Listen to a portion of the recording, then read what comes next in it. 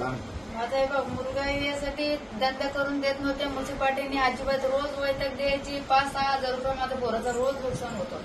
त्याच्यामुळे माझा पोरगा जीव दिले. 4-5 वेळाच नुकसान केलं.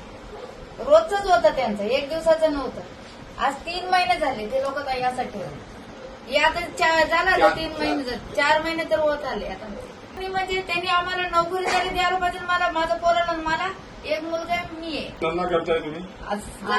आता दादा माझा नवरा मरून 40 वर्ष झाले. 40 वर्षाचे वर झाले. तेव्हापासून मी धंदा करते. माझी पोरगी ती पण पोरगी मोठी माझ्या पशीच आहे. ती पण तिला पण नवरा सोडून गेला. पण आता 2-3 नातूंना मीच सांभाळलं, मीच केलं सगळं. आता एवढा पोरगा मला कुठून भेटणार नातू?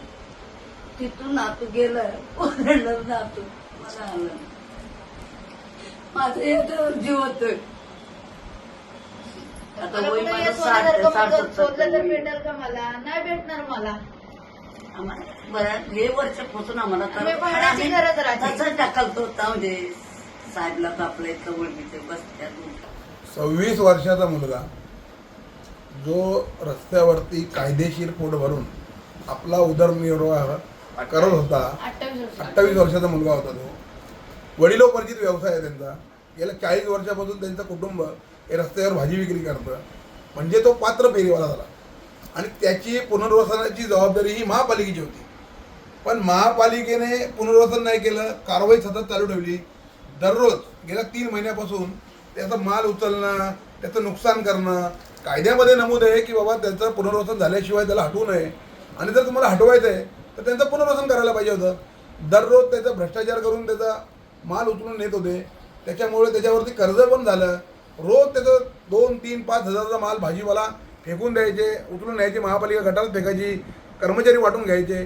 तिथले स्थानिक नगरसेवक आहेत ते या भाजीवाल्यांच्या तक्रारी करत होते. प्रशासनाचा मी इथं निषेध करतो.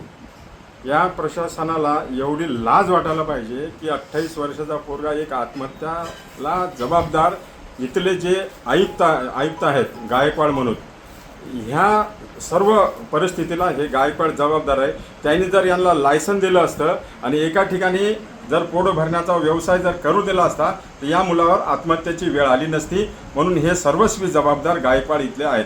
आणि नगराध्यक्ष आहेत घोरपडे, यांच्याविषयी आपण काय सांगाल? ह्या BJPचं सरकार जिथं जिथं आहे त्या ठिकाणी मोठ्या प्रमाणात कारवाई चालू आहे. इथं डोंबिवली असो, कल्याण असो, भांडूप असो, मुंबई असो, विरारसुद्धा असो, या संपूर्ण महाराष्ट्रातनी BJPचं सरकार आहे. आणि या BJPच्या सरकारने जवळ 14 पासून फेरीवाल्यावर मोठा अन्याय चालू आहे.